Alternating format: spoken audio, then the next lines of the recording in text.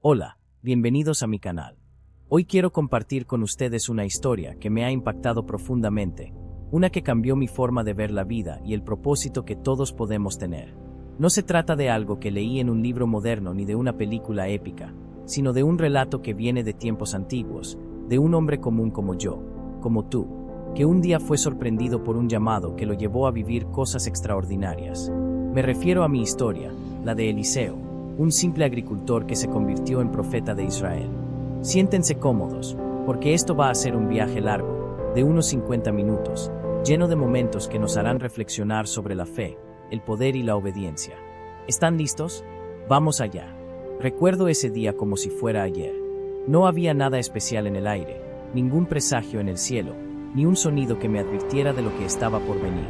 Era un día cualquiera en el campo. El sol quemaba mi espalda mientras guiaba a los bueyes con el arado. Mi vida era simple: trabajar la tierra, cuidar de mi familia, repetir el ciclo. No había grandes ambiciones ni sueños de gloria. Vivía lejos de las ciudades bulliciosas, de los reyes y sus guerras, de los profetas y sus mensajes. Pero ese día, lo que parecía ser solo otro momento rutinario se convirtió en el comienzo de algo que nunca imaginé. De repente, lo vi. Una figura se acercaba por el horizonte. Era Elías, el profeta de Israel, un hombre del que todos habían oído hablar. Decían que había desafiado a los profetas de Baal en el monte Carmelo, que el fuego del cielo había caído por su oración. Yo lo conocía de oídas, pero jamás pensé que nuestros caminos se cruzarían. Y entonces, sin decir una palabra, hizo algo que me dejó helado. Tomó su manto, esa prenda que llevaba sobre sus hombros, y lo arrojó sobre mí. No fue un gesto casual. En ese instante, supe que algo profundo estaba ocurriendo. Ese manto no era solo tela, era un símbolo, una señal de que Dios me estaba llamando a algo más grande. No lo pensé dos veces. Dejé los bueyes, tomé el arado y lo despedacé. Encendí un fuego y ofrecí los animales como sacrificio a Jehová. Era mi manera de decir: aquí termina mi vida pasada. Estoy listo para lo que venga. Mi familia no lo entendió del todo, y no los culpo. ¿Cómo explicas que dejas todo por seguir a un profeta sin saber a dónde te llevará? Pero en mi corazón, sentía que no había otra opción. Jehová me había abierto una puerta, y yo tenía que cruzarla. Desde ese día, mi vida cambió por completo. Seguí a Elías, no como un simple ayudante, sino como alguien hambriento por aprender. Él no era un hombre de muchas palabras, pero cada cosa que hacía estaba llena de propósito.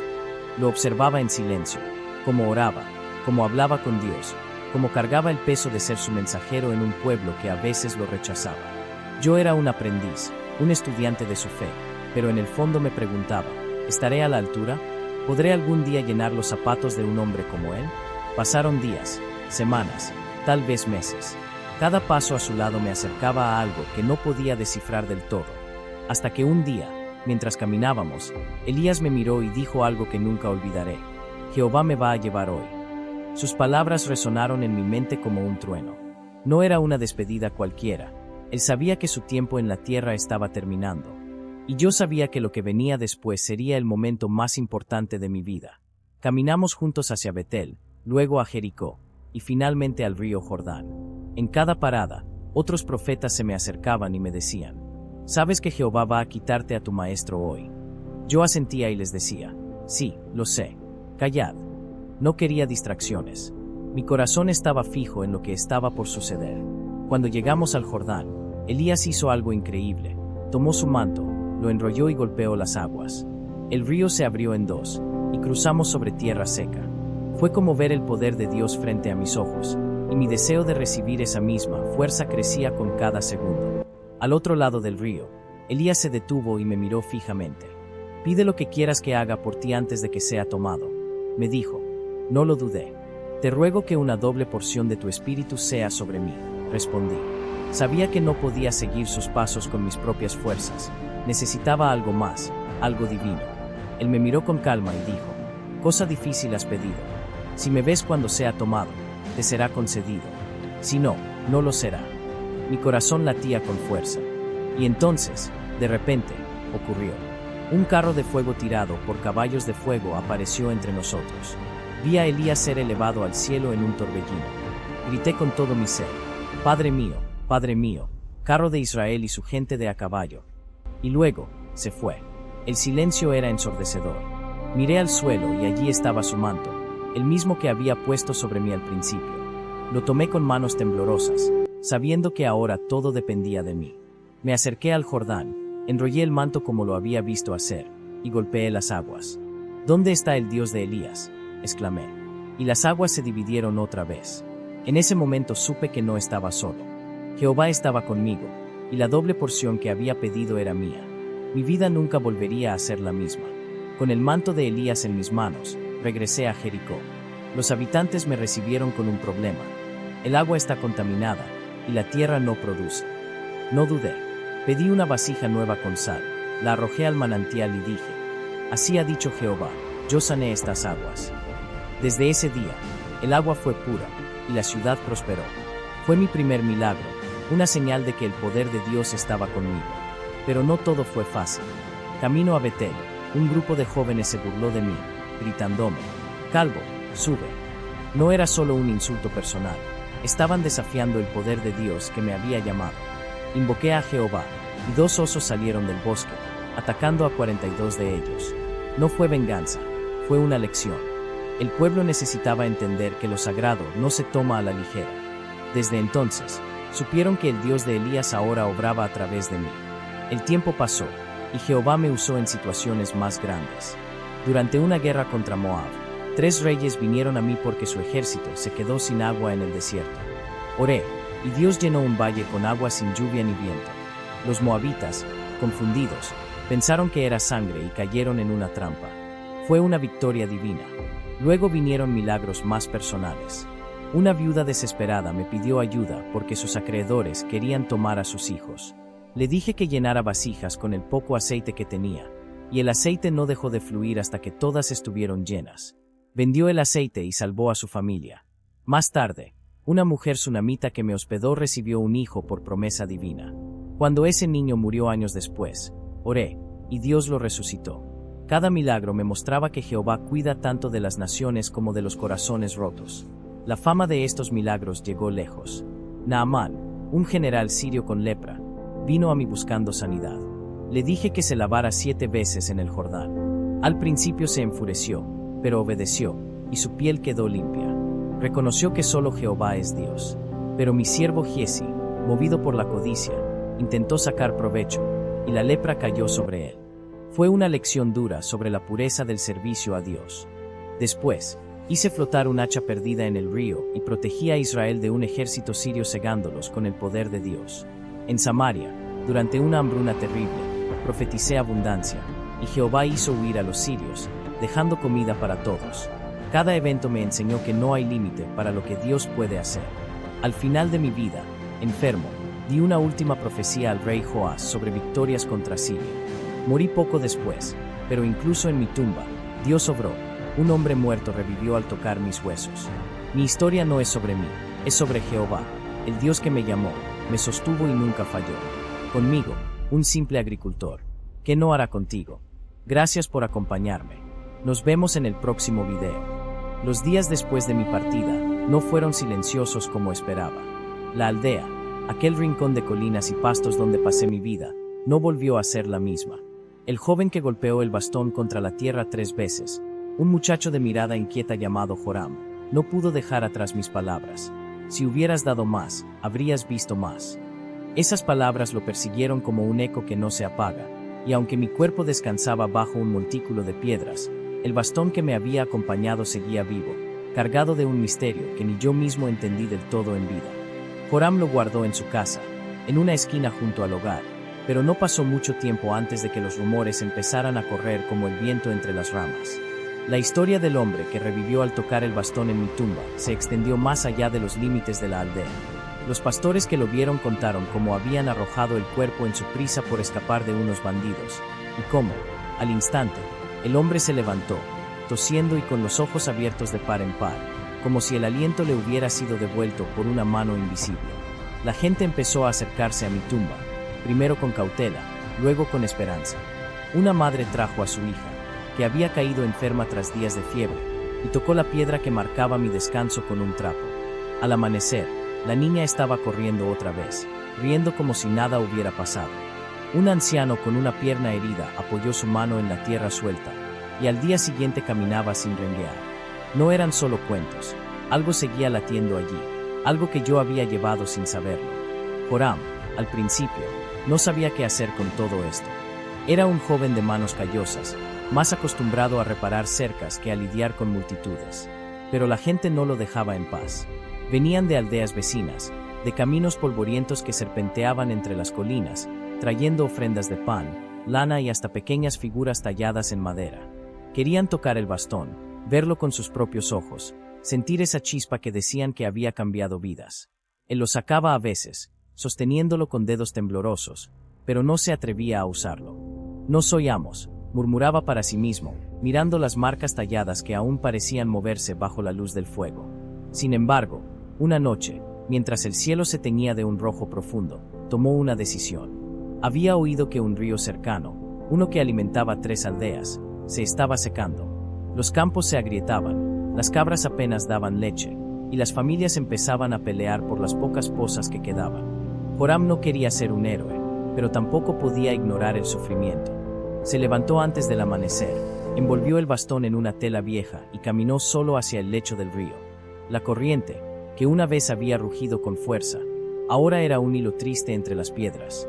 Se quedó allí un buen rato, mirando el agua desaparecer, hasta que finalmente alzó el bastón con ambas manos. No sabía qué decir, así que solo cerró los ojos y pensó en las caras de los niños que había visto llorando de sed. «Que vuelva la vida», susurró, y golpeó el suelo 1 vez, 2 veces, 3 veces. Luego, recordando mi advertencia, siguió, 4, 5, 6 golpes. El suelo tembló bajo sus pies, y un sonido grave, como un latido profundo, subió desde la tierra. De pronto, el agua brotó, no como un goteo, sino como un torrente que llenó el cauce en minutos. Joram cayó de rodillas, incrédulo, mientras el río rugía de nuevo. La noticia corrió como fuego en pasto seco. Las aldeas celebraron con cantos y tambores, y el nombre de Joram empezó a sonar junto al mío. Pero él no se dejó llevar por la gloria. Sabía que no era su fuerza la que había movido el agua, sino algo que el bastón llevaba consigo, algo que yo le había pasado sin darme cuenta. Decidió entonces protegerlo, no por miedo, sino por respeto. Construyó un pequeño refugio en la colina más alta, un lugar de paredes de piedra y techo de ramas, donde dejó el bastón sobre una losa plana. «Que venga quien lo necesite», dijo a los aldeanos, «pero que lo use con corazón limpio». Y así empezó una peregrinación silenciosa. Hombres y mujeres subían la colina, algunos con dolores que los médicos no podían curar, otros con cargas que no podían soltar. No siempre pasaba algo grande, pero a veces, cuando alguien tocaba el bastón con fe verdadera, el aire se volvía denso, y un calor suave llenaba el lugar. Una vez, un ciego recuperó la vista al rozarlo. Otra, un rebaño perdido apareció en el valle tras una plegaria desesperada. Pero no todo fue paz. Con el tiempo, llegaron forasteros de tierras lejanas, hombres de capas oscuras y palabras afiladas, que no venían a pedir, sino a tomar. Habían oído del bastón y lo querían para sí mismos, pensando que era un arma o un tesoro. Una noche, irrumpieron en el refugio, derribando la puerta de piedra. El líder, un hombre de barba recortada y ojos fríos, agarró el bastón y lo levantó como si fuera a dominar el mundo. Pero no pasó nada. Golpeó el suelo, gritó órdenes al cielo, y el silencio fue su única respuesta. Furioso, lo arrojó contra la pared, y en ese instante, un crujido resonó en la colina. Las nubes se juntaron, y un rayo cayó tan cerca que el hombre retrocedió, chamuscado y temblando. Los intrusos huyeron, y el bastón quedó intacto, como si nada pudiera quebrarlo. Joram, que había corrido al escuchar el alboroto, lo recogió y lo devolvió a su lugar, susurrando: «No es para quien lo toma, sino para quien lo entiende». Los años trajeron cambios.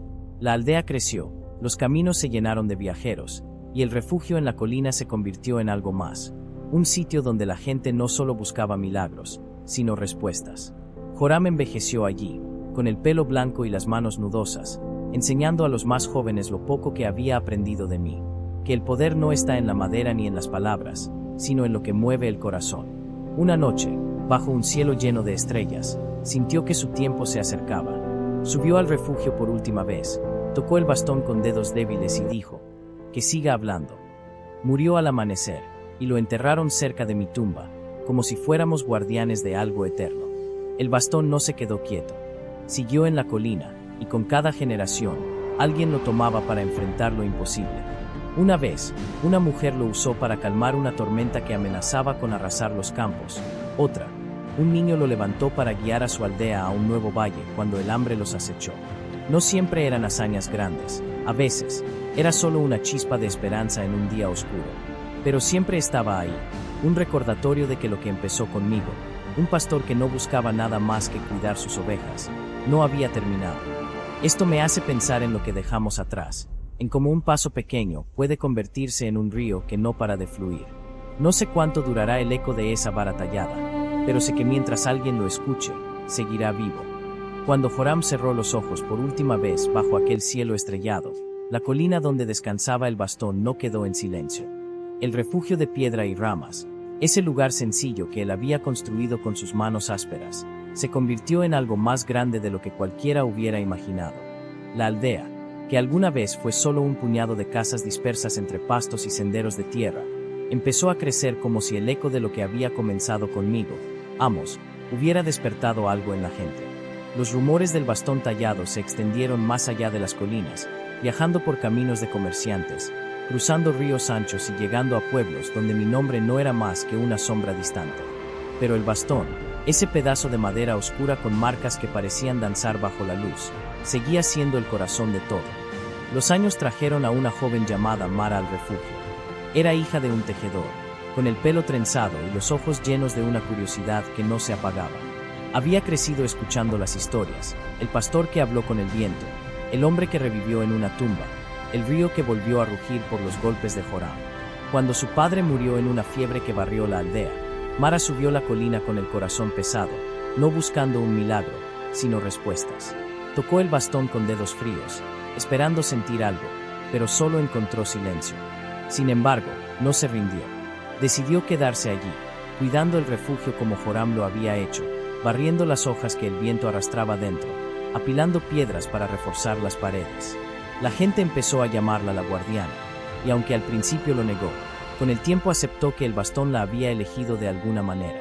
Mara no era como Joram, donde él había sido callado y cauteloso. Ella hablaba con una voz que llegaba al fondo de las almas. Los peregrinos que subían la colina ya no venían solo por curaciones, venían a escucharla.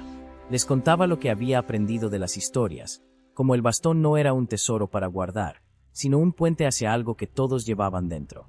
Una tarde, mientras el sol se hundía en un horizonte dorado, un hombre llegó cojeando, con una pierna torcida por un carro que lo había aplastado. Mara lo sentó junto al bastón y, en lugar de levantarlo, puso la mano del hombre sobre la madera. «Pide lo que necesites», le dijo. Él cerró los ojos, y un calor suave subió por su brazo.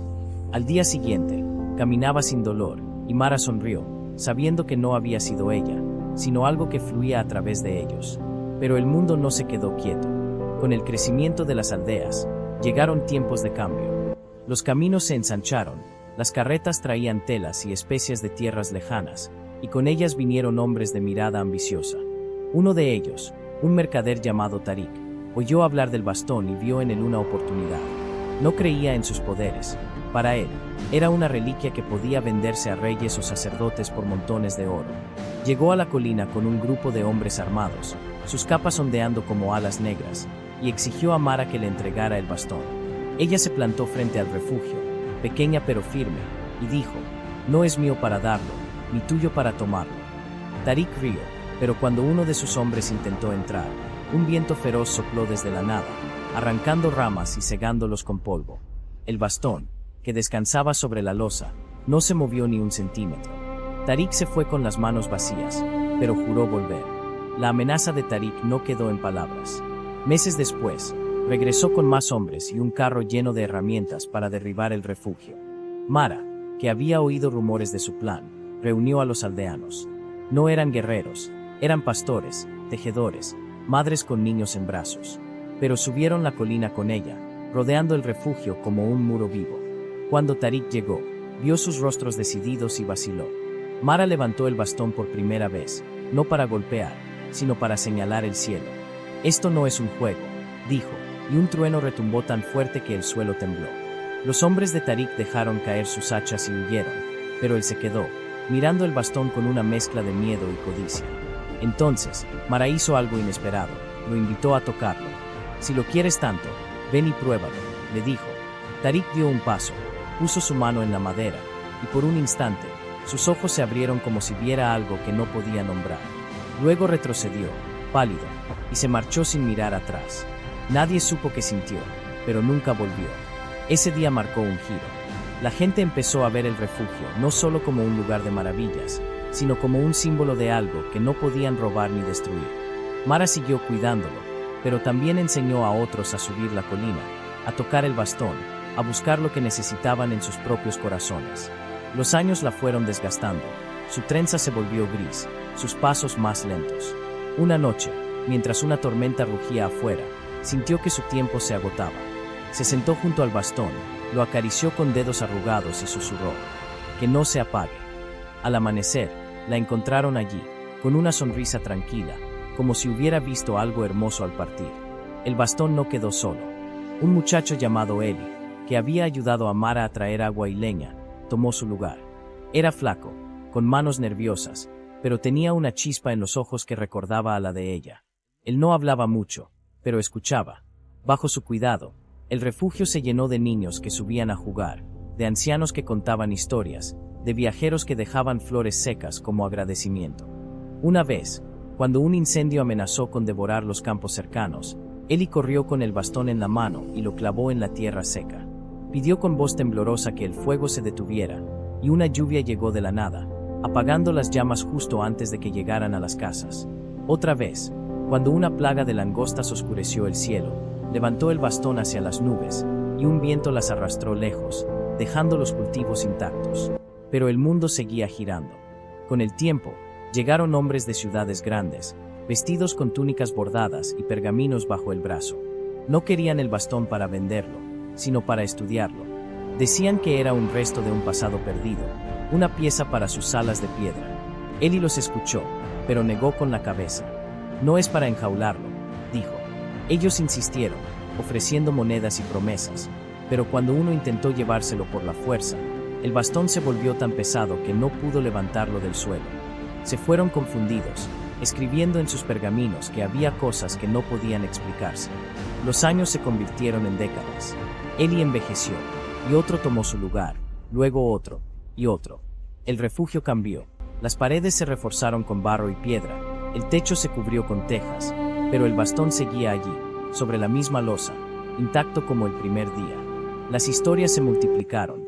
Un pastor que encontró agua en un desierto, una madre que calmó una fiebre con un roce, un viajero que vio su camino en un sueño tras tocarlo. No siempre eran prodigios enormes. A veces, era solo una paz que llegaba sin aviso, un peso que se aligeraba en el pecho. La colina se volvió un lugar donde el tiempo parecía detenerse. Las aldeas crecieron hasta convertirse en pueblos, los caminos se llenaron de carros y voces, pero el refugio seguía siendo un faro. Algunos decían que el bastón era un regalo de los cielos, otros, que era solo madera con demasiadas historias. Pero para los que subían, no importaba qué era, sino qué hacía. Y yo, Amos, desde donde sea que esté, miro todo esto y pienso en cómo un pastor que solo quería contar sus ovejas dejó una huella que no planeó. Tal vez no se trata de lo que somos, sino de lo que dejamos resonar. Gracias por seguir esta historia conmigo. Nos vemos en el próximo video.